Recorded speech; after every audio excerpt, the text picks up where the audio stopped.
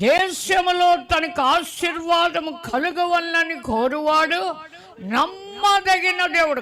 దేవుడు తను ఆశీర్వది. నీకు ఆశీర్వాదం కావాలంటే నువ్వే అడుక్కోవాలి. నీవు నన్ను ఆశీర్వదిస్తేనేగా నేను నిన్ను విడవను అన్నాడు యాకోబు.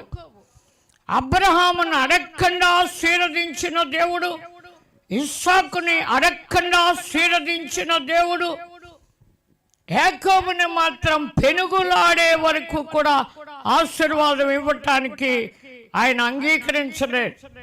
ఒక రాత్రంతా పెనుగులాడాడు. నరుడుగా దిగి రావటం గొప్పతనం. ఆ నరుడుగా దిగి వచ్చిన వాడిని పట్టుకున్నాడు. నీవు నన్ను ఆశీర్వదిస్తేగా నేను నిన్ను విడవన్నాడు. ఎవరిని పట్టుకోవాలో ఆయన పట్టుకోవాలి. యాకోబుకి తెలిసిపోయింది, నా దిక్కినే వచ్చేసాడని. పట్టాడంటే ఆపత్